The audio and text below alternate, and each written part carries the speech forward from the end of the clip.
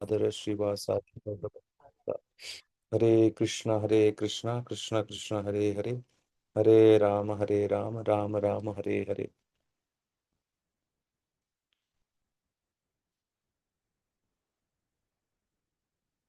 ठीक है, वैभव प्रो पढ़ सकते हैं? हरे कृष्णा। हरे कृष्णा। ऐसे यहाँ से पढ़ना है ना प्रभु? हाँ जी। ऐसे दोषपूर्ण व्यक्तियों द्वारा वैदिक ज्ञान का प्रदान नहीं किया जाता। इससे पहले पहल प्रथम सृष्ट जीव ब्रह्मा के हृदय में प्रदान किया गया। फिर ब्रह्मा ने इस ज्ञान को अपने पुत्र तथा शिष्यों को उसी रूप में प्रदान किया जिस रूप में भगवान से प्राप्त हुआ था। भगवान पूर्ण है और उनका प्रकृति के नियमों के वशीभूत होने का प्रश्न ही नहीं उठता। अतएव मनुष्य में इतना समझने की बुद्धि होनी चाहिए कि भगवान इस ब्रह्मांड की सारी वस्तुओं के एकमात्र स्वामी है। वे आदि सृष्टा है, सृष्टा तथा ब्रह्मा के भी सृजनकर्ता है। 11वें अध्याय में भगवान के प्रपि, प्रपितामह के रूप में संबोधित किया गया है, क्योंकि किसी को अपने आप को किसी भी वस्तु का स्वामी नहीं मानना चाहिए। उसे केवल उन्हें वस्तुओं को अपना मानना चाहिए जो उसके पोषण के लिए भगवान ने अलग कर दिए हैं। आगे पढ़ो प्रभु। चर्चा करेंगे।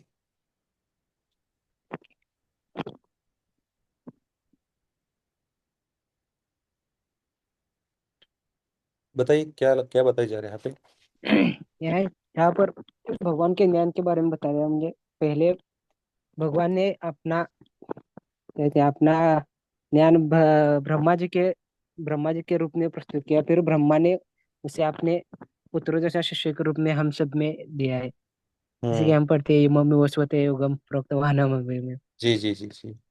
हाँ, वही वही बताया जा रहा है गुरु शिष्य परंपरा। तो शुरू कर रहे हैं, या ऐसे और यहाँ पे दोषपूर्ण व्यक्तियों, चार दोष के बारे में बताए जा रहे हैं। हाँ तो जो ब्रह्मा। तो इस दुनिया के हर एक जीव में चार दोष है, चार त्रुटियां है। तो सबसे पहले वो उनका इंद्रिय अपूर्ण है, फिर वो भ्रमित होते हैं, फिर गलतियां करते हैं, फिर उसको छुपाने के लिए कोशिश करते हैं। हाँ जी। और क्या बताया गया? और भगवान सृष्टि के एकमात्र स्वामी है। उन्हें हम्म। कुछ भी करने की आवश्यकता नहीं है। जी। भोक्ता सिर्फ वही। हम किसी से चीज के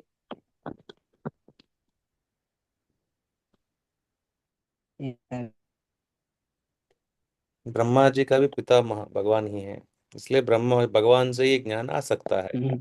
इस दुनिया का कोई व्यक्ति ज्ञान नहीं दे सकते, क्या सच्चाई है, क्या बुरा है, क्या गलत है, क्या क्या मोह है, क्या सच है। पर ब्रह्मा परम धामा पवित्रम पवित्रम परमम ममा। अर्जुन कहते हैं भगवान को, पर ब्रह्मा परम धामा पवित्रम, आप जो है पर ब्रह्म है।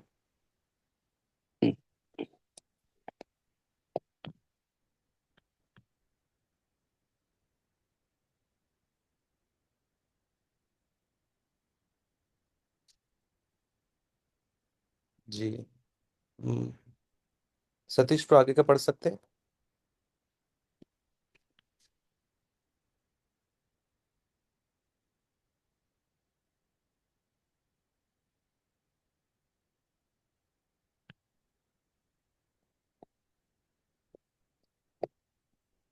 सतीश प्रो आप पढ़ पाएंगे? हाँ पर हाँ एक जी। मिनट। भगवान द्वार हमारे सदुपयोग के लिए रखी गई वस्तुओं को किस काम में लाया जाए, इसके अनेक उदाहरण हैं। इसकी भी व्याख्या भगवत गीता में हुई है। प्रारंभ में अर्जुन ने निश्चय किया था कि वो कुरुक्षेत्र के युद्ध में नहीं लड़ेगा। वो उसका निर्णय था। अर्जुन ने भगवान से कहा कि वो अपने ही संबंधियों को मारकर राज्य का भोग नहीं करना चाहता। ये निर्णय शरीर पर आधारित था, क्योंकि वो अपने आप को शरीर मान रहा था और अपने भाइयों, भतीजे, सालों, पितामहों आदि को अपने शारीरिक संबंध या विस्तार के रूप में ले रहा था। अतः एवं वो अपनी शारीरिक आवश्यकताओं को तुष्ट करना चाह रहा था। भगवान ने भगवत गीता का प्रवचन इस दृष्टिकोण को बदलने के लिए ही किया और अंत में अर्जुन भगवान के आदेशानुसार युद्ध करते हुए कहता है, करिष्ये वचनम तव, मैं आपके वचन के अनुसार ही कार्य करूंगा। हाँ जी, बताइए क्या समझ में आ रहा है। इसमें अर्जुन युद्ध से पहले, प्रारंभ से पहले वो दुविधा में थे कि सामने मेरे भाई है, भतीजे है, साले, मैं इनके साथ कैसे लड़ूं। मैं इनके साथ लड़ना नहीं चाहता। और भगवान ने उनको बताया कि आपको लड़ना पड़ेगा, क्योंकि आप शारीरिक स्तर के ऊपर सोच रहे हो कि वो मेरे भाई है, मेरे साला है, मेरे पितामह है। हम्म, लेकिन आत्मज्ञान भगवान ने उनको दिया, तो युद्ध करने के लिए तैयार हुए। जी, फिर उन्होंने कहा करिष्ये वचनम तवा, आप जो कहेंगे मैं करने के लिए तैयार हूँ। ये भगवत गीता का सार है। पूरा भगवत गीता पढ़ने के बाद कोई कहता है कि कर्म ही धर्म है। कर्म ही सब कुछ है, इसका मतलब उन्होंने कुछ भी नहीं समझा। या पूरा भगवत गीता पढ़ के भगवत गीता से मैनेजमेंट सीखना चाहिए, व्यवस्थापन कैसे किया जाए। ऐसा हजार लोग हजार चीज निकालते हैं, लेकिन भगवत गीता का सार क्या है? भगवान जो कहते हैं वो करने के लिए तैयार होने चाहिए, कि होना हमको बनना चाहिए। हमको भी भगवत गीता पढ़ने के बाद हम भी क्या बोलने लायक होना चाहिए? करिष्ये वचनम तवा। हे भगवान, आप जो गीता में कह रहे हैं, आपके जो प्रतिनिधि गुरुजन लोग हमको जो मार्गदर्शन दे रहे हैं, वो जो कहेंगे वो करने के लिए हमको तैयार होना चाहिए। अगर गुरु कहते हैं ये चीज मत करो, ये तुम्हारा भक्ति के लिए बाधा हो सकता है, ये चीज करो, तुमको कठिन लग सकता है फिर भी तुमको करना चाहिए क्योंकि ये तुम्हारे भक्ति के लिए मदद होगी, तो उसको हमको करने लायक होना चाहिए। पहले तो अर्जुन को इच्छा नहीं था युद्ध करने के लिए, लेकिन युद्ध करने के लिए क्यों तैयार हुए? क्योंकि भगवान चाहते हैं। और भगवान वही चाहते हैं जिससे पूरा दुनिया का कल्याण हो। भगवान के लिए कुछ पाने का तो कुछ है ही नहीं, कुछ खोने का भी कुछ है ही नहीं। भगवान केवल जनता का उद्धार के लिए कुछ कहते हैं। ये भगवत गीता का सार है। हमको ये समझने से, ये सार हम समझने के बाद फिर हम भगवत गीता पढ़ने लगेंगे, कोई भी श्लोक जो है हमको समझ में आने लगेगा।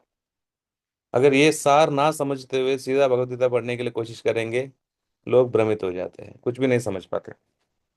इसलिए तात्पर्य में प्रभुपाद जी इतना विस्तार रूप से स्पष्ट कर रहे हैं कि भगवत गीता समझने से पहले उसका पीछे का जो वातावरण या जो बैकग्राउंड जो है कैसे होना चाहिए, क्या बैकग्राउंड होना चाहिए, वो यहाँ पे प्रभुपाद जी हमको कह रहे हैं।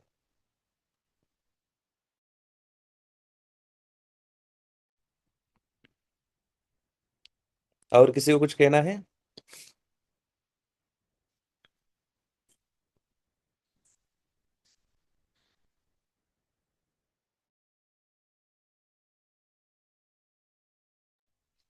अगर हम भी हमारा जीवन का जो कैरियर बनाने का, रास्ता बनाने का, जो भविष्य में क्या होना चाहिए, क्या बनना चाहिए, क्या पाना चाहिए, अगर ये चीज अपनी शारीरिक अवस्थाओं के ऊपर अगर करना चाहेंगे, वो जो है लंबा समय भविष्य के लिए हमारे लिए ठीक नहीं होने वाला है। हमारा दृष्टिकोण बदलना है। हम केवल इस जन्म का ही सोचना नहीं है, इस जन्म के साथ साथ अगले जन्म तक सोचना चाहिए, दूरदृष्टि बनना चाहिए। बच्चे लोगों का दूरदृष्टि नहीं होता है। एक हाथ में चॉकलेट, एक हाथ में 500 रुपया रखेंगे, वो चॉकलेट लेगा वो। उनको पता नहीं कि 500 में 500 चॉकलेट है। हम 30-40 वर्ष थोड़ा सा कष्ट उठा के भक्ति करने से शाश्वत काल के लिए हम भगवत धाम लौट सकते हैं, भगवान के पास अपना घर वापस लौट सकते हैं। या अगर हम केवल अभी मेरे को बस भोगना है, इंद्रियों को भोगना है, शास्त्र का कुछ सुनना नहीं है, भगवान का किसने देखा, मैं मेरा इंद्रियों को भोगना चाहता हूँ, बस ईट ड्रिंक एंड बी मेरी, खाओ पीवो मस्ती मजाक करो, किसने देखा क्या होता है, फिर वो मूर्खता हो जाता है। उसका फल उनको ही भोगना पड़ेगा। किसी को नुकसान नहीं होने वाले, उसी को नुकसान होगा। जो ऐसा सोच रहे उन्हीं को नुकसान होने वाला है। छोटे बच्चे जो से सोचेगा किसने देखा भविष्य में क्या होने वाला है, मैं केवल अभी खेलते रहूंगा, कॉलेज कॉलेज स्कूल नहीं जाऊंगा, फिर उनका ही भविष्य खराब होने वाला है। तो इसलिए हमको भगवत गीता का स्पष्टता से यहाँ पे प्रभुपाद जी कह रहे हैं, भगवत गीता का पूरा लक्ष्य क्या है, ये जो दृष्टिकोण को बदलने के लिए है। शारीरिक दृष्टिकोण से आत्मा के दृष्टिकोण तक हमको पहुंचना चाहिए। ये कितना सुंदर है। भारत के भक्त जब पाकिस्तान के भक्तों से मिलते हैं, दुश्मनी नहीं करते हैं, क्योंकि वो शारीरिक स्तर पे नहीं देख रहे हैं। वो भी आत्मा है, हम भी आत्मा है, वो भी भगवान के भक्त बने, हम भी भगवान के भक्त हैं। वैसे अमेरिकन और जर्मन, वो दोनों सामने आने से भी ज्यूइश, वो दोनों एक दूसरे को शत्रुता जैसे नहीं देखने वाले हैं। अगर बाहर की दुनिया के हिसाब से देखा जाए, सभी शत्रु मानेंगे एक दूसरे को, लेकिन हमारा दृष्टिकोण बदलना चाहिए। अमीर परिवार से कोई भक्त मिला, कोई गरीब परिवार से भक्त आया, दोनों मिलकर भी भक्ति में मंदिर में सेवा करने के लिए हिचकिच नहीं करते हैं। खुले हृदय के साथ दोनों मिलकर सेवा करने के लिए तैयार होते हैं। यह अंतर्राष्ट्रीय कृष्ण भावनामृत संघ का भगवत गीता का सार है। ये ऐसा मंदिर है जहाँ पे बड़े करोड़पति का भक्त आते हैं गाड़ी पे उनका ड्राइवर के साथ, और मंदिर में ड्राइवर के साथ ही वो नाचेगा। ड्राइवर के साथ नाचने में भी उनको शर्म नहीं होता है, क्योंकि वो तो दोनों भक्त है। भौतिक जगत से देखा जाए तो एक ड्राइवर है और एक मालक है, लेकिन भक्ति के अंतर्गत में शारीरिक दृष्टिकोण से ऊपर उठते हैं, फिर आध्यात्मिक स्तर से हर चीज समझने लगते हैं, देखने लगते हैं। ये भगवत गीता का लक्ष्य है। अगर पूरा भगवत गीता समझने के बाद वो सोचेगा भगवान निराकार है, हम सब निराकार हैं, ब्रह्म ज्योति में मिलना है, विलीन हो जाएंगे, भगवान को रूप नहीं है, हम सब भगवान हैं, इस प्रकार का गलत गलत समझ लोग समझ रहे, मतलब उनको भगवत गीता एक भी शब्द समझ नहीं पाया वो। पूरा भगवत गीता एक शहद का बॉटल जैसा है, वो बाहर से चखने के लिए कोशिश कर रहा है, कुछ मिठास नहीं मिलने वाला है उनको। शुद्ध भक्तों के मार्गदर्शन से ही हम भक्ति का सार को समझ सकते हैं, फिर हर एक श्लोक को समझना आसान हो जाता है।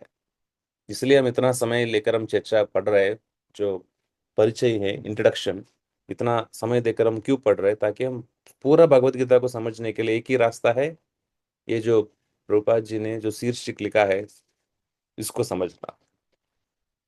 किसी को कुछ पूछना है, कहना है?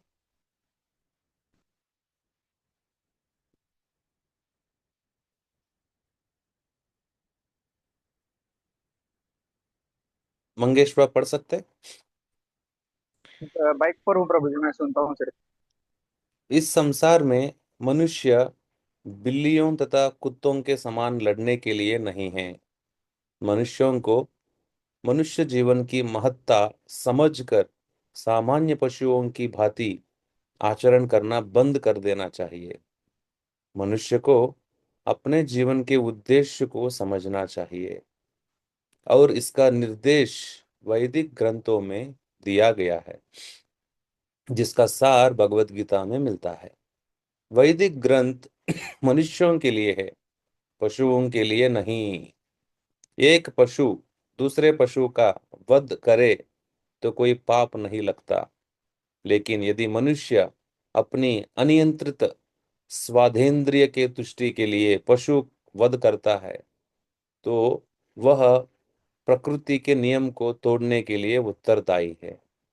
भगवत गीता में स्पष्ट रूप से प्रकृति के गुणों के अनुसार तीन प्रकार के कर्मों का उल्लेख है: सात्विक कर्म, राजसिक कर्म तथा तामसिक कर्म। इसी प्रकार आहार के भी तीन भेद है: सात्विक आहार, राजसिक आहार तथा तामसिक आहार। इन सब का विशद वर्णन हुआ है, और यदि हम भगवत गीता के उपदेशों का ठीक से उपयोग करें, तो हमारा संपूर्ण जीवन शुद्ध हो जाए, और अंततः हम अपने गंतव्य को प्राप्त हो सकते हैं, जो इस भौतिक से परे है। यद गत्वा न निवर्तन्ते तद्धामा परमम मम। तो यहाँ पे प्रभुपाद जी दो मुद्दा विशेषता से जोर दे रहे हैं कि मनुष्य को कुत्ते बिल्ली जैसा लड़ने लड़ने जीवन नहीं करना चाहिए, क्योंकि मनुष्य शरीर विशेष है। इसको शास्त्र का माध्यम समझकर निर्वाह कार्य करना चाहिए। अभी रास्ते में कुत्ता जो है कुत्ती को देखती है और वहीं पे जो है वो संभोग क्रिया करने लगते हैं। तो मनुष्य को तो वैसा नहीं करना चाहिए। मनुष्य तो जंतु जानवर जैसा नहीं है। कोई गधा जो है ट्रैफिक सिग्नल को पालन नहीं करेगा, हम भी वैसे करने लगेंगे तो पुलिस पकड़ेंगे। हम जो है जंतु जानवर जैसा जी नहीं सकते हैं, क्योंकि हमको मनुष्य शरीर मिला है। मनुष्य शरीर में शास्त्रों का एक्सपेक्टेशन रहता है। पुण्य करेंगे तो पुण्य का फल मिलेगा, पाप करेंगे तो पाप का फल मिलेगा। पशुओं की योनियों में पुण्य पाप का कुछ गिनती नहीं होता है। अगर कोई शेर या बाघ जो है कोई हिरण को मार के खाता है, उसको पाप नहीं लगने वाला है, क्योंकि वो प्रकृति के बंधन में है वो। लेकिन मनुष्य को स्वतंत्रता दिया गया है, क्या करना चाहिए क्या नहीं करना चाहिए शास्त्रों के माध्यम से। अगर वो केवल स्वाधींद्रिय जिह्वा को संतुष्टि करने के लिए पशु का वध करके खाता है, उसका उत्तरदायी बनते हैं। ये भगवत गीता का विशेष ज्ञान है, कर्म का सिद्धांत। और तीन प्रकार का गुण का उत्तर जो है प्रभुपाद जी शुरू कर रहे हैं। तीन गुणों के बारे में वर्णन यहाँ पे प्रभुपाद जी शुरू करते हैं। तीन प्रकार का कर्म होता है, सात्विक कर्म, राजसिक कर्म, तामसिक कर्म। और तीन प्रकार का आहार भी होता है, सात्विक आहार, राजसिक आहार, तामसिक आहार। ये सभी चीजों का वर्णन जो है भगवत गीता में वर्णन आता है। तीन गुणों का जो अध्याय है उस अध्याय में पूरा वर्णन आता है। हर एक चीज, हर एक वस्तु तीन गुण में कैसे रह सकता है और कैसे हमको धीरे धीरे सत्व गुण के स्तर तक आना चाहिए, उसका मार्गदर्शन भगवान देते हैं भगवत गीता में। ये तीनों गुणों के बारे में बहुत अच्छे से हम समझ सकते हैं भविष्य में अलग अलग श्लोकों के माध्यम से। हर एक वस्तु तीन गुणों में रह सकता है। समय भी तीन गुणों में रहता है, कर्म भी तीन गुण में है, आहार भी तीन गुणों में है, तपस्या भी तीन गुणों में कर सकते हैं, सेवा भी तीन गुणों में कर सकते हैं।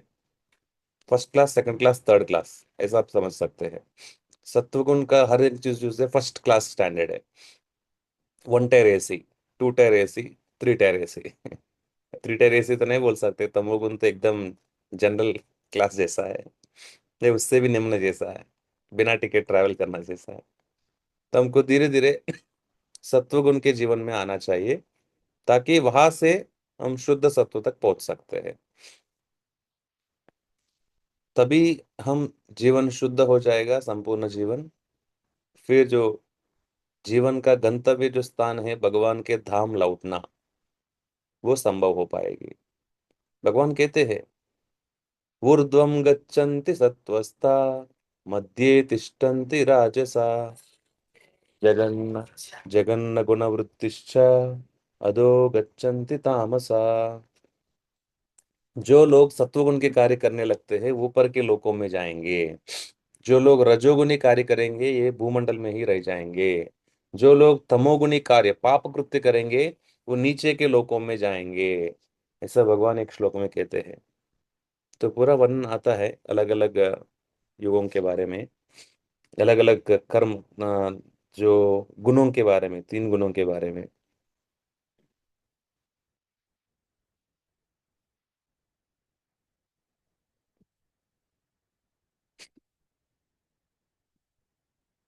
आगे का पढ़ सकते हैं, कोई कुछ किसी को कुछ पूछना है?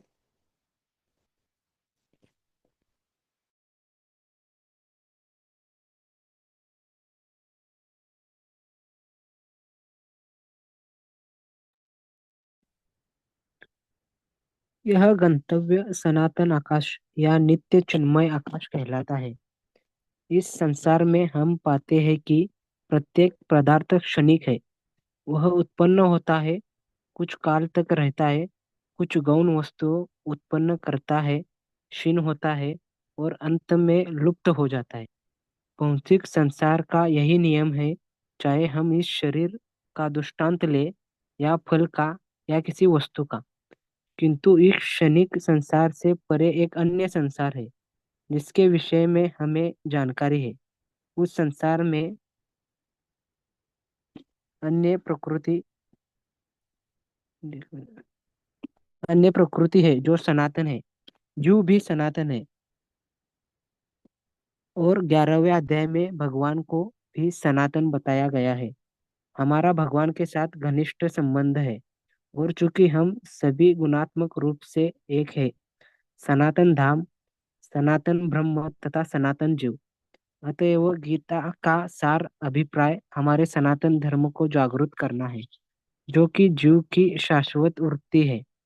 हम अस्थायी रूप से विभिन्न कर्मों में लगे रहते हैं, किंतु यदि हम इन क्षणिक कर्मों को त्याग कर परमेश्वर द्वारा प्रस्तावित कर्मों को ग्रहण कर ले, तो हमारे ये सारे कर्म शुद्ध हो जाए। यही शुद्ध जीवन कहलाता है। क्या विषय के ऊपर चर्चा चल रहा है? है कि इस संसार में सब कुछ, मतलब जिसने जन्म लिया है उसकी मृत्यु निश्चित है। मतलब प्रत्येक वस्तु का एक विशेष काल है। जो जन्म लेता है उसके अंत में उसका भी छह छह स्तर बताया, देखिए, एक एक उत्पन्न होता है, कुछ काल तक रहता है। कुछ काल तक रहता गौण है, वस्तु, और अपना गौण वस्तु पुनरुत्पत्ति उत्पन्न, करता है, क्षीण होने लगता है, क्षीण होता है, अंत में लुप्त हो जाता और अंत में लुप्त होता है। है। कुछ काल तक रहता है, उसके बीच में और एक है, बढ़ने लगता है। हर चीज जहाँ पे जीव रहता है ना, वो बढ़ने भी लगता है। वो इसलिए छह चीज होता है। यहाँ पे पांच चीज प्रभुपाद जी ने बताया। जहां पे भी जीव है, ये छह परिवर्तन होता ही है। हमारा भी जन्म हुआ था 20 साल पहले, 21 साल पहले, हम्म, और हम बढ़ने लगे। कुछ काल के लिए रहते हैं, और हम शादी करके बच्चों को पैदा करते हैं, फिर धीरे धीरे बूढ़े होने लगते हैं, फिर मर जाते हैं शरीर। लेकिन भौतिक संसार का एक नियम है, हर चीज जन्म लेते हैं, बढ़ने लगते हैं, नो, गौण वस्तुओं का उत्पन्न करते हैं, क्षीण होने जाते हैं, और लुप्त हो जाता है। कोई फूल का भी देख लो, पहले वो एक बड जैसा जन्म लेता है। बड, बड को क्या कहते हैं हिंदी में? PUD, मतलब फूल, फूलने से पहले जो होता है ना। कली, मराठी में कली बोलते हैं bro। हाँ, ठीक है ना। तो फिर वैसे जन्म लेता है, बाद में वो प्रफुल्लित होता है, सुगंध आता है, प्रफुल्लित हो जाता है, थोड़ी देर रुकता है शाम तक, शाम को थोड़ा सा सूखने लगता है, बाद में बीज जैसा बन के वो खत्म हो जाता है, उससे कुछ बीज निकलता है। वो बीज को वापस हम जमीन में डालने से उससे वापस वृक्ष पैदा हो सकता है। तो हर एक जीवित वस्तु का भौतिक संसार में यही नियम है। पूरा सृष्टि का जो कैसा चल रहा है, क्यों चल रहा है, और कैसे बनाया गया, सब शास्त्र में वर्णन आता है। हमको पता है शास्त्र कितना सुंदर है। कितने सारे योनियां हैं, किसी को पता है? 84 लाख योनियां, 84 मिलियन। 84 मिलियन 84 लाख। स्पीशीज। पूरा 84 मिलियन स्पीशीज को शास्त्र जो है तीन प्रकार बना दिया। तीन प्रकार में सब आ गया। क्या बताते हैं, पता है? कुछ जीव है, कुछ शरीर कैसा है, नीचे से खाएगा, ऊपर से मल त्याग करेगा, वृक्ष। कुछ जीव जो है, कुछ शरीर कैसा है, सामने से खाएगा, पीछे से मल त्याग करेगा। सब जंतु जानवर उसमें आ गया। और मनुष्य जैसा जीव कैसा है, ऊपर से खाएंगे, नीचे से मल त्याग करेंगे, बस हो गया। नीचे से ऊपर, सामने से पीछे, ऊपर से नीचे, तीन कैटेगरी में सब जीव आ गया कितना, मतलब शास्त्र का क्या समझ है सब जीव बस शरीर को सिर्फ सिर्फ इतना ही देखते हैं। शरीर के इससे ज्यादा कुछ समझ शास्त्र देता ही नहीं है। शास्त्र ज्यादा तेज किसके ऊपर देते हैं? शरीर के ऊपर का, आत्मा के ऊपर ज्यादा जोर देते हैं। तो इस जगत का ये नियम है। लेकिन इसके विपरीत जो है, सनातन जगत, आध्यात्मिक जगत, उस जगत का जो जानकारी हमारा साइंटिस्ट लोग कभी पता नहीं कर पाएंगे। ये असंभव है।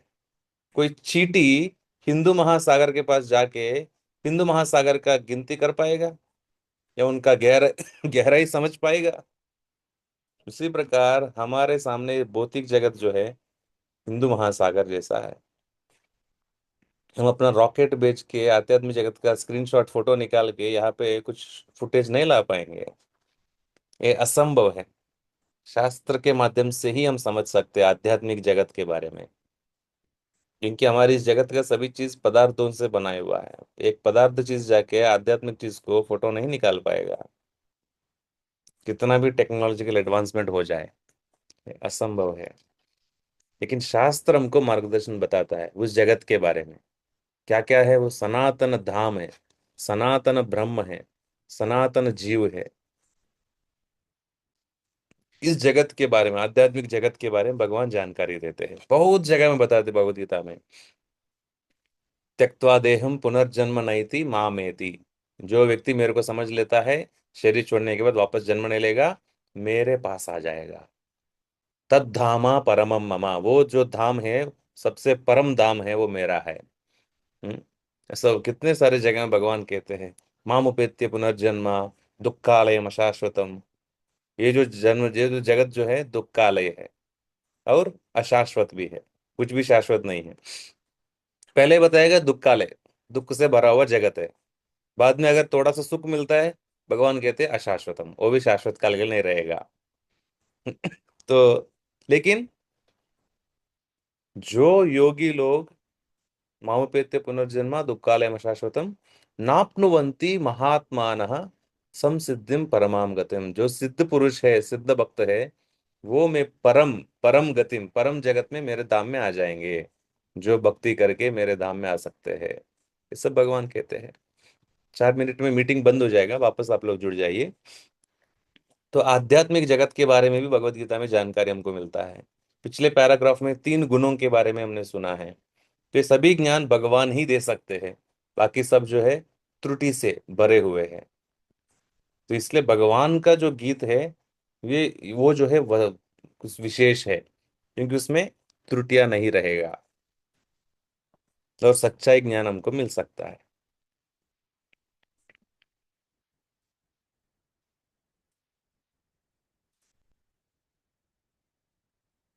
और किसी को कुछ पूछना है यहाँ पे?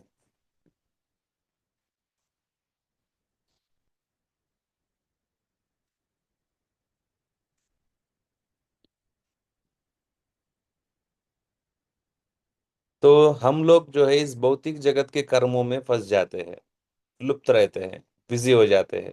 किसी को पूछो मंदिर आओ, बोलते प्रभु जी थोड़ा काम है। तो थोड़ा काम जो है कभी खत्म नहीं होने वाला है। करोड़ों जन्मों से वही बोलते आ रहे हैं जीव, थोड़ा सा काम है, बाद में आ जाऊंगा मंदिर में, बाद में आज करूंगा भक्ति। इस भौतिक अस्थाई जगत का जो कर्म जो है, वो क्षणिक कर्म है, उसका कुछ मदद नहीं होने वाला है हमको। करोड़ों जन्मों से हम कर ही रहे। प्रहलाद महाराज कहते हैं, पुनः पुनः चर्विता चरवनानाम। जो चबा चुके हैं उसको वापस हम चबाते हैं इस जगत में। पिछले जन्म में भी हमने मनुष्य शरीर लिया है, वहां पे भी बचपन से स्कूल में गए, कॉलेज में गए, नौकरी किया, शादी किया, बच्चों को पैदा किया, बच्चों को बड़ा किया, बच्चों की जिम्मेदारी देखभाल किया, बूढ़े हो गए और वापस बीमारी हो गए, बाद में हम मर गए। ये सब हो चुका है। वापस इस जन्म में हम जन्म लेते हैं, हमको क्या लगता है मैं हर चीज पहली बार कर रहा हूँ। पहली बार साइकिल चलाया, पहली बार मोबाइल फोन हाथ में चलाया, पहली बार कंप्यूटर को इस्तेमाल किया, पहली बार शादी कर रहा हूँ, पहली बार जो है भौतिक जीवन जी रहा हूँ, ऐसा हमको लगता है। लेकिन प्रहलाद महाराज तो सब खुला खुला बता देते हैं, पुनः पुनः चर्विता चरवनानाम। जिस चीज को हमने चबा के छोड़ दिया पिछले जन्म में, उसको वापस लेकर मुंह में डाल के चबाने लगते हैं। ये इस भौतिक जगत है। इसलिए हमको क्या करना चाहिए? परमेश्वर का जो संबंधित कर्मों में, भक्तिमय कार्यों में अगर हम अपना समय देने लगेंगे, फिर हम शुद्ध हो जाएंगे। फिर शुद्ध होने के बाद शुद्ध जगत में पहुंच जाएंगे। हम जिस परिस्थिति में रहेंगे उसी चीज को हम आकर्षित करेंगे। हमारे घर के सामने कीचड़ रखेंगे सुअर आके आकर्षित हो जाएगा, बहुत सारा सुअर आ जाएगा वहां पे, पिग्स, वो आके खेलने लगेंगे, क्योंकि घर के सामने कीचड़ रखा हमने। अगर घर घर के सामने कोई दारू का दुकान खोलेंगे, सब दारू पीने वाले आ जाएंगे। घर पे अगर कुछ क्लब खोलेंगे तो क्लब में आ जाएंगे, नाचने वाले आ जाएंगे दारू पी के। अगर हम घर पे मंदिर जैसा वातावरण करेंगे, जो भक्ति में प्रगति करने वाले आकर्षित होंगे, आके भक्ति में कार्य करेंगे, तो हम शुद्ध होने लगेंगे, फिर हम शुद्ध धाम में पहुंच सकते हैं। हम जितना अशुद्ध होने लगते हैं उतना अशुद्ध जगत में रहना पड़ेगा उतना समय के लिए। किसी का कुछ पूछना है? अभी तक हमने जो चर्चा किया, जो पढ़ा।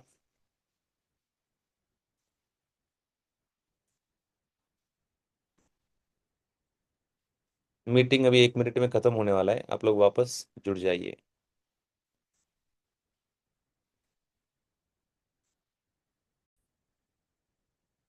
कुछ पूछना है? नहीं तो हम आगे का पढ़ सकते हैं।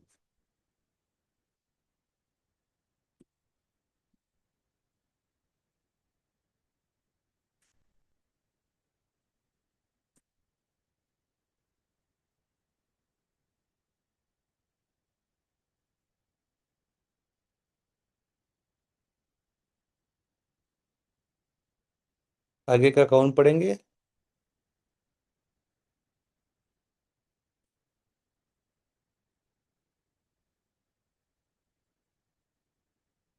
परमेश्वर तथा उनका दिव्य धाम, ये दोनों ही सनातन हैं, और जीव भी सनातन है। सनातन धर्म में परमेश्वर तथा जीव की संयुक्ति संगति ही मानव जीवन की सार्थकता है। भगवान जीवों पर अत्यंत दयालु रहते हैं, क्योंकि वे उनके आत्मज है। भगवान कृष्ण ने भगवत गीता में घोषित किया है, सर्वयोनिषु कौन्तेय अहम बीजा प्रदापिता, मैं सबका पिता हूँ। निस्संदेह अपने अपने कर्मों के अनुसार नाना प्रकार के जीव है, लेकिन यहाँ पर कृष्ण कहते हैं कि वे उन सब के पिता है।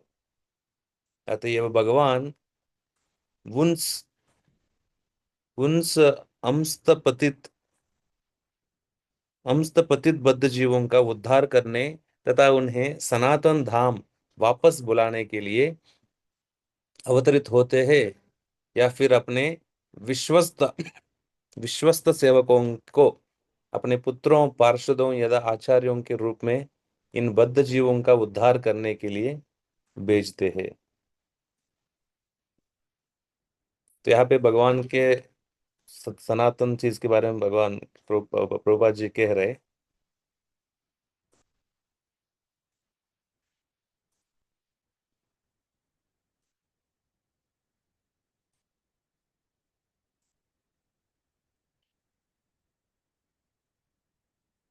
तो इसमें तीन चीज बहुत सुंदरता से बताया गया।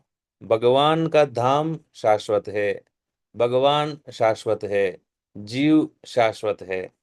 तो और एक चीज शाश्वत क्या है? भगवान और भगवान के जो जीव के बीच में जो संबंध है, वो है भक्ति। इस जगत में यही चीज शाश्वत है, भगवान, भक्ति और भक्त, और ये तीनों रहने का जो भगवान का धाम, ये सब सनातन है। और इसलिए भगवान से जो आता है सनातन धर्म, वो भी शाश्वत है। अब देखेंगे क्रिश्चियनिटी लगभग 2000 वर्ष पूर्व शुरू हुआ है, और जो इस्लाम सना जो जो धर्म, ईसाई धर्म, वो लगभग 1500 वर्ष पूर्व शुरू हुआ है। या बुद्ध बुद्ध का भी लगभग ऐसा ही है, 2500 वर्ष पूर्व शुरू हुआ है। लेकिन सनातन धर्म जो है सृष्टि के शुरुआत से है, और उसके पहले से भी है। इसको सबको स्वीकारना ही पड़ेगा। इसलिए भगवान क्या कहते हैं भगवत गीता में? मैं सभी हिंदुओं का पिता हूं, ऐसा नहीं कहते भगवान। सर्व योनिषु कौन्तेय अहम बीजा प्रदः पिता। सभी योनियों में सभी जीवों का पिता मैं ही हूँ, मैं ही बीज देने वाला पिता मैं ही हूँ। देखिए, हम इस भौतिक जगत में देखेंगे, पिता से हमारे शरीर का बीज मिलता है, माँ हमको शरीर बना के देती है। तो दुर्गा माता जो है इस जगत का शरीर बना रही है, माँ जैसा। लेकिन भगवान जो है आत्माओं का स्वामी है, सब आत्मा भगवान से ही आया है। अहम बीजा प्रदापिता। इसमें कोई मुस्लिम नहीं है, कोई क्रिश्चियन नहीं है, कोई बुद्धिस्ट नहीं है, कोई जैन नहीं है। सब जीव जो है भगवान के बच्चे हैं। अलग अलग शरीर जो अलग अलग लोग अपना अपना धर्म बना के अपना जो समझ पकड़ के बैठे हैं। लेकिन आत्मा का धर्म है भगवान के सेवक। जीवेर स्वरूप है कृष्णेर नित्य दास। और भगवान क्या करते हैं इस जगत के लिए? वो स्वयं आते हैं हम सबको वापस बुलाने के लिए। और भगवान बहुत दयालु रहते हैं, क्योंकि पिता तो हर समय बच्चों के प्रति दयालु होते हैं। और कभी कभी वो आते हैं, कभी कभी उनके सेवकों को, विश्वास पात्र सेवकों को, अपने पुत्रों को, पार्षदों को, आचार्यों को भेजते हैं यहाँ पे। क्या करने के लिए? बद्ध जीवों का उद्धार करने के लिए।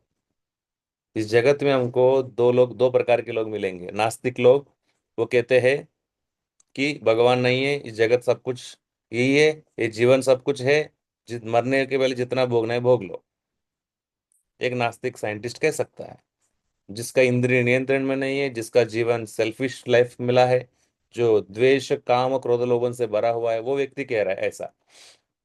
दूसरा दिशा में आचार्य लोग हैं, रामानुजाचार्य, मध्वाचार्य, नो, अलग अलग महान आचार्य लोग हैं। वो क्या कहते हैं? भगवान है, भगवान सबका पिता है, वो हम सबसे प्रेम करते हैं। ये जगत शाश्वत नहीं है, हमको आध्यात्मिक जगत जाना है।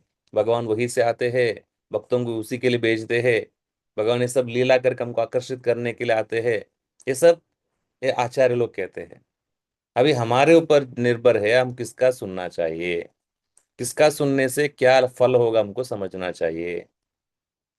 क्योंकि इस आचार्यों का जीवन आप देखेंगे, निस्वार्थ जीवन है, दयालु जीवन है, सहनशील जीवन है, समाज के लिए अपना पूरा जीवन त्याग किए हैं, समाज का उद्धार के लिए अपना जीवन त्याग किए हैं, खुद भक्ति का आस्वादन भी किए हैं, भगवत धाम लौटे भी है, एक आदर्श जीवन प्रस्तुत किए हैं, इंद्रिय नियंत्रण वाले जीवन है। एक आचार्य का जीवन जो है एक उदाहरणीय जीवन होता है। वो कह रहे भगवान है, भगवान हम सबसे प्रेम करते हैं, शास्त्र में लिखा है, शास्त्र के आधार पे हमको मार्गदर्शन करते हैं। अभी तुमको क्या करना चाहिए? भक्ति करो, भक्ति के सभी नियमों का पालन करो, फिर तुम भी भगवत धाम लौट सकते हो। तो ये इस पूरा शास्त्र का, भगवत गीता का सार है। ये सार हम इसीलिए समझ पा रहे, हम भक्तों के संपर्क में आए हैं। नहीं तो बचपन से 22 साल तक मेरे को भी कुछ पता ही नहीं था। भगवत गीता का पहला श्लोक रट्टा मारा था मैंने। धर्म क्षेत्रे कुरुक्षेत्रे समवेता युत्सवा मामका पांडवा सेवा किम कुर्वत संजया। इतना ही आता था मेरे को भी। लेकिन भक्ति में जुड़ने के बाद, भक्तों के संपर्क में आने के बाद हम समझ पा रहे हैं भक्ति क्या है, भगवत गीता क्या है, भगवान क्या कहना चाहते हैं, भगवान हम सबके लिए क्या मांग रहे हैं, हम सबको बोलने के लिए, करने के लिए। ये सब हम समझने लगते हैं। ये भक्तों का विशेष कृपा है। भक्तों की कृपा के बिना हम कुछ भी नहीं समझ पाते हैं। इसलिए भक्तों की कृपा से हम भक्ति में आते हैं, भक्तों की मदद से हम भक्ति में प्रगति करते हैं, भक्तों की मदद से ही हम भगवान के धाम लौट सकते हैं। इसलिए भक्तों का संगति को कभी नहीं छोड़ना चाहिए। जीवन में कुछ भी हो जाए, कोई आके बोलेगा मैं तुमको 10 लाख दे दूंगा, मंदिर आना बंद कर दो, बोलना है 10 लाख भी दे दो, तुम भी मंदिर आ जाओ। मंदिर और भक्तों को कभी नहीं छोड़ना चाहिए जीवन में। क्योंकि 10 लाख क्या, 10 करोड़ भी इधर ही रह जाएगा, लेकिन भक्ति छूट गया तो हम भी इधर ही रह जाएंगे। ये चीज हमको सीखना चाहिए। किसी को कुछ पूछना है?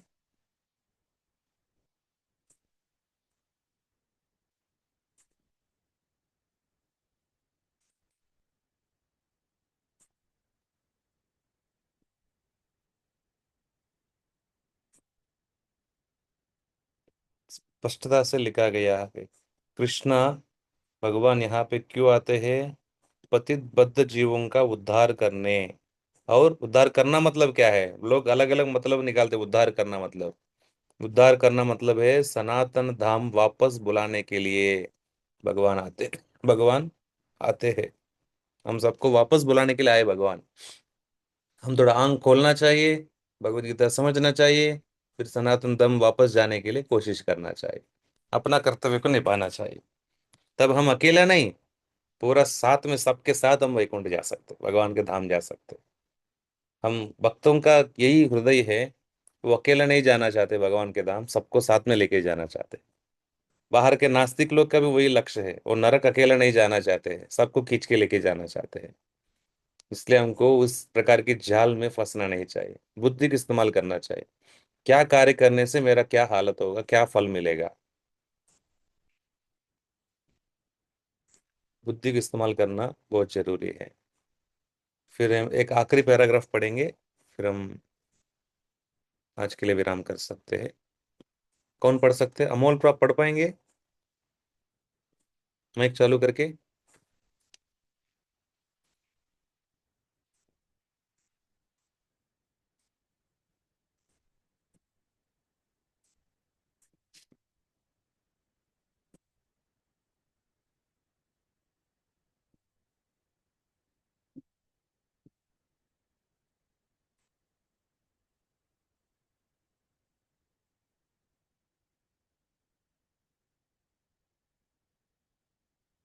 ये तो वैभव आप पढ़ सकते? हरे कृष्ण। अतएव सनातन धर्म किसी सांप्रदायिक धर्म पद्धति का सूचक नहीं है। यह तो नित्य परमेश्वर के साथ नित्य जीवों के नित्य कर्म धर्म का सूचक है। जैसा कि पहले कहा जा चुका है, यह जीव के नित्य धर्म वृत्ति को बताता है। श्रीपाद रामानुजाचार्य ने सनातन शब्द की व्याख्या इस प्रकार की है: वह जिसका न आदि है और न अंत। अतएव जब हम सनातन धर्म के विषय में बातें करते हैं, तो हमें श्रीपाद रामानुजाचार्य के प्रमाण के आधार पर यह मान लेना चाहिए कि इसका न आदि है न अंत। अंग्रेजी का रिलीजन शब्द सनातन धर्म से थोड़ा भिन्न है। रिलीजन से विश्वास का भाव सूचित होता है और विश्वास परिवर्तित हो सकता है। किसी को एक विशेष विधि में विश्वास हो सकता है और वह इस विश्वास को बदल कर दूसरा ग्रहण कर सकता है, लेकिन सनातन धर्म उस कर्म का सूचक है जो बदला नहीं जा सकता। उदाहरणार्थ, न तो जल से उसकी तरलता विलक की जा सकती है, न अग्नि से ऊष्मा विलक की जा सकती है। इसी प्रकार जीव से उसके नित्य कर्म को विलग नहीं किया जा सकता है। सनातन धर्म जीव का शाश्वत अंग है। अतएव जब हम सनातन धर्म के विषय में बातें करते हैं, तो हमें श्रीपाद रामानुजाचार्य के प्रमाण को मानना चाहिए कि उसका न तो आदि है न अंत। जिसका आदि अंत न हो वह सांप्रदायिक नहीं हो सकता, क्योंकि उसे किसी सीमा में नहीं बांधा जा सकता। जिनका संबंध किसी संप्रदाय से होगा, वे सनातन धर्म को भी सांप्रदायिक मानने की भूल करेंगे। किंतु यदि हम इस विषय पर गंभीरता से विचार करें और आधुनिक विज्ञान के प्रकाश में सोचें, तो हम सहज ही देख सकते हैं कि सनातन धर्म विश्व के समस्त लोगों का ही नहीं, अपितु ब्रह्मांड के समस्त जीवों का है। जी। तो सनातन धर्म के बारे में बताया जा रहा है, आप कुछ जोड़ना चाहते हैं? नहीं प्रभु, कंटिन्यू। जी, रिलीजियन का शब्द प्रभुपाद जी कह रहे हैं, इंग्लिश में जो शब्द है रिलीजियन, धर्म, उसका जो है रिलीजन, इंग्लिश में उसका अनुवाद कहते हैं विश्वास, फेथ, श्रद्धा। लेकिन प्रभुपाद जी कहते हैं धर्म मतलब श्रद्धा नहीं है, क्योंकि श्रद्धा बदल सकता है। अभी कोई ईसाई के धर्म में है, बाद में कोई क्रिश्चियन धर्म में आ जाएगा, कोई बाद में हिंदू धर्म में आ जाएगा, कोई धर्म के में आ जाएगा। तो श्रद्धा बदल सकता है, विश्वास, लेकिन धर्म एक्चुअली बदल ही नहीं सकता है। जैसा शक्कर का धर्म है मिठास, वो बदल ही नहीं सकता है। अगर बदल गया तो वो शक्कर नहीं रहेगा। अगर समझ लो शक्कर नमकीन हो गया, तो वो शक्कर कैसे बुलाएंगे उसको हम? तो उसी प्रकार आत्मा का धर्म जो है, सनातन धर्म, वो कभी बदल नहीं सकता है। इसको समझना बहुत सरल है। आत्मा का धर्म है, दो मुख्य शब्द इस्तेमाल किया है, सेवा और प्रेम। आत्मा को, ये दो चीज हम आत्मा से अलग नहीं कर सकते। आत्मा किसी को प्रेम करेगा ही, किसी से प्रेम का अपेक्षा रखेगा ही। किसी का सेवा करेगा ही, किसी से सेवा का अपेक्षा रखेगा। ये दो चीज हम आत्मा से अलग नहीं कर सकते हैं।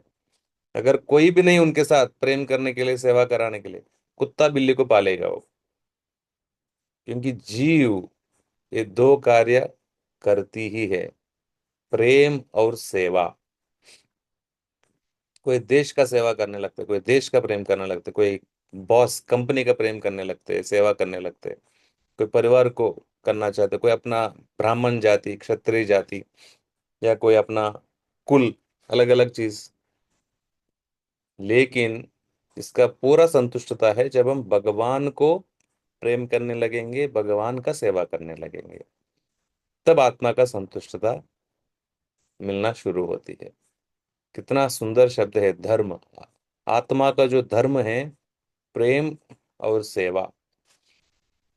तो रामानुजाचार्य जो है वही कहते हैं कि जो धर्म मतलब जो शाश्वत होना चाहिए। ऐसा नहीं कि कुछ समय पहले शुरू हुआ है, कुछ समय पहले शुरू हुआ तो बदलेगा भाई। जिसका आदि होता है उसका अंत भी होता ही है। जिसने जन्म लिया उसको मरना ही है। जिसका सृष्टि हुआ है तो उसका विनाश भी होना ही है। इसलिए सनातन धर्म मतलब जिसका सृष्टि ही नहीं है, जिसका आदि ही नहीं है। प्रभुपाद यहाँ पे रामानुजाचार्य ये कहते हैं, जिसका आदि है और अंत हो। आदि भी नहीं है, अंत नहीं है, उसको हम एक सांप्रदायिक जैसा ही, कुछ परंपरा जैसा कहने का भी जरूरी नहीं है। ऐसे यहाँ पे बहुत बताया जा रहा है। तो सनातन धर्म शाश्वत है, ये मुद्दा को बेसिकली हमको समझना चाहिए। सनातन मतलब शाश्वत, धर्म मतलब धर्म, जो शाश्वत धर्म जो है हम चर्चा कर रहे हैं। हम हिंदू धर्म का पालन नहीं कर रहे यहाँ पे। हिंदू धर्म जैसा शब्द हमको शास्त्र में कहीं पे भी नहीं मिलेगा। किसी का कुछ प्रश्न पूछना है?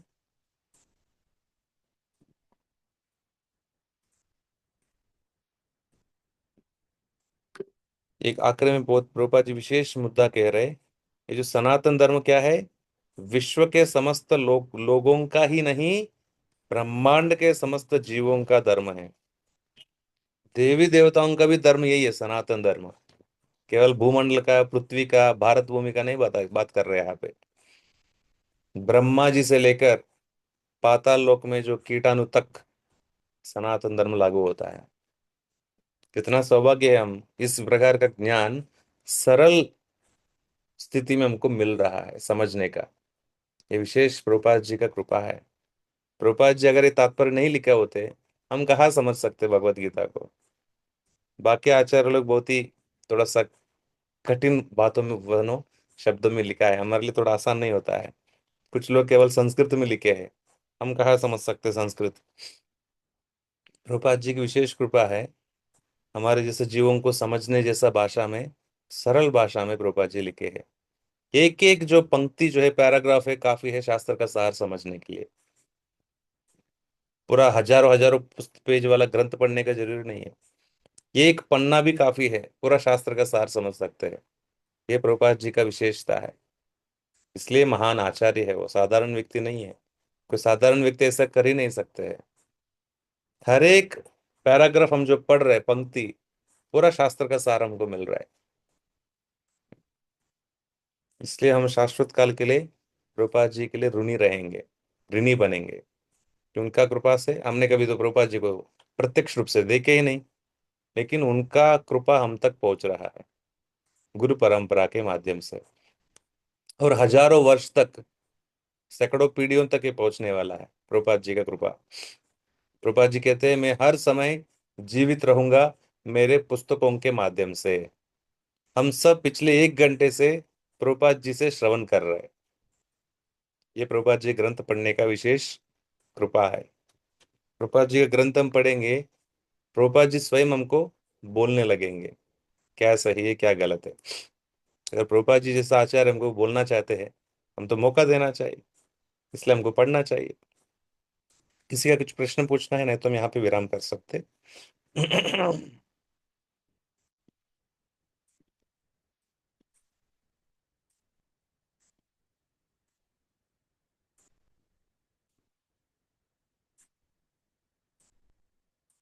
ठीक है, फिर हम यहाँ रुकेंगे, फिर किसी को प्रश्न नहीं है तो। श्रील प्रभुपाद की, श्रीमद् भगवत गीता की जय। निताय गौर प्रेमानंदे, हरि हरि बोल।